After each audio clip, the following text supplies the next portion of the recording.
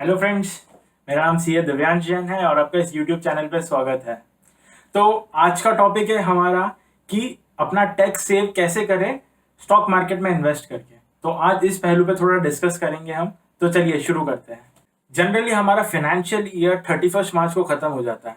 तब तक हमें सारी टैक्स प्लानिंग करनी होती है। हमें कौन से सेक्शंस का डिडक्शंस लेना है, कौन से एग्जाम्शंस के लिए हमें अप्लाई करना है, वो सब हमें करना पड़ता है। But due to pandemic to कोविड-19 हमारी ये जो 31 मार्च की जो ड्यू डेट थी उसको एक्सटेंड करके 30 जून कर दिया। मतलब अगर आपने टैक्स प्लानिंग नहीं की है तो आपके पास समय है। आप 30 जून तक आप अपने एटीसी के डिडक्शन, एटीडी के डिडक्शन में आप इन्वेस्ट कर सकते हैं। तो होता क्या है एटीसी एटीडी डिडक्शन, हम थोड़ा आसानी से इसको जानते हैं। एटीसी का डिडक्शन इन्वेस्टमेंट बेस्ड डिडक्शन होता है। इसके अंदर आपको अमाउंट इन्वेस्ट करना होता है और जितना आप अमाउंट इन्वेस्ट करते हैं उतना आपको डिडक्शन मिल जाता है। उतने अमाउंट का आपका टैक्स एग्जेम्प्ट हो जाता है एक तरीके से।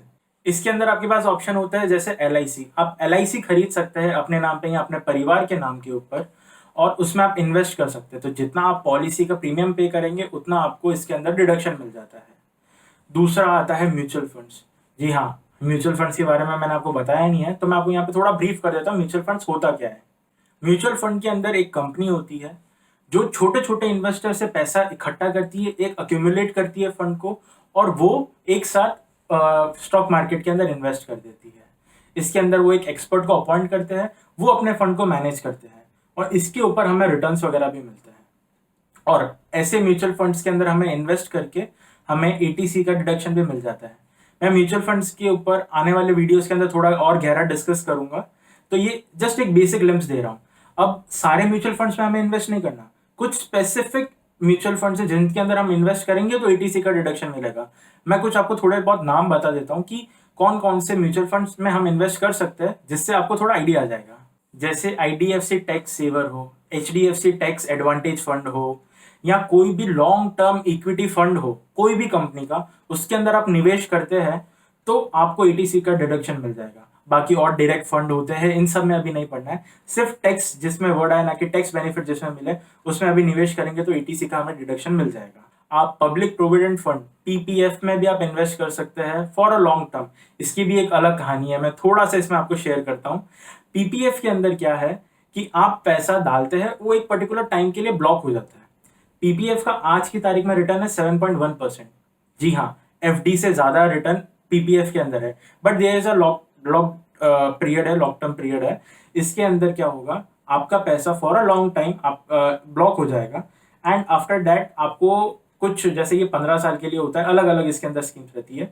15 साल के लिए होता है तो आप 7.5 साल जब हो जाएगा तब आप पार्शियली उसके अंदर विड्रॉ कर सकते हो।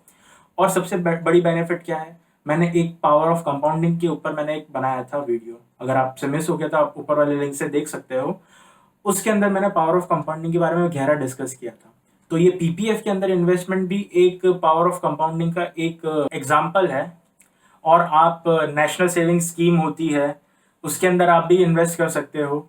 ये सारे जो मैंने अभी चारों चीजें बताई, इसके अंदर आप टोटल 1.5 लाख तक इन्वेस्ट कर सकते हो, उतना आपको डिडक्शन मिल जाएगा। आप 1.5 लाख से ऊपर करेंगे तो भी आपकी सीलिंग लिमिट होगी 1.5 लाख रुपए। ये हो गया एटीसी का। एक एटीडी करके होता है जिसके अंदर आप मेडिक्लेम, आप हेल्थ इंश्योरेंस के लिए अगर आप कोई प्रीमियम पे करते हो तो उसके अंदर एक सर्टेन लिमिट दे रखी है, उतना तक आपको डिडक्शन मिलता है। आप अपने पेरेंट्स के लिए करें या खुद के लिए करें तो इसकी थोड़ी अलग अलग लिमिट्स है, वो आप गूगल करके आप पता कर सकते हैं। और एक और डिडक्शन है एटीजी का डिडक्शन। अभी कोविड-19 सिचुएशन की वजह से पीएम हमारे नरेंद्र मोदी जी ने एक पीएम केयर फंड का निर्माण किया था। इसके अंदर जो भी पैसा डालेंगे उसके ऊपर 100% डिडक्शन मिलेगा। इसके ऊपर कोई अपर लिमिट नहीं है। इसका मतलब आप देश की भलाई के लिए जितना पैसा डालोगे, गवर्नमेंट इसके ऊपर आपसे 1 रुपए का चार्ज नहीं लेगी, आपको उसका डिडक्शन देगी। ये गवर्नमेंट की सोच है। और यहाँ पे गवर्नमेंट ने ये भी कहा है कि अगर आप अप्रैल के बाद और जून से पहले पहले आप जो इन्वेस्टमेंट करते हैं, एटीसी का ले लीजिए, एटीडी का या पीएम केयर फंड में अगर आपने डाला है तो ये आपकी चॉइस है कि ये आप 1920 के ईयर में क्लेम कर सकते हैं या नेक्स्ट ईयर में क्लेम कर सकते हैं। ये हमारे डिस्क्रिप्शन दे रखा है। तो आज जो 30 जून आने वाला है, अगर हमने टैक्स प्लानिंग नहीं किया है तो हम पुराने ईयर के लिए आज टैक्स प्लानिंग कर सकते हैं।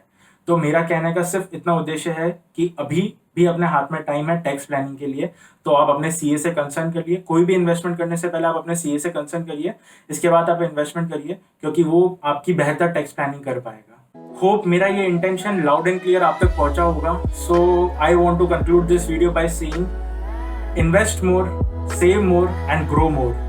So thank you so much. Tata. Bye bye.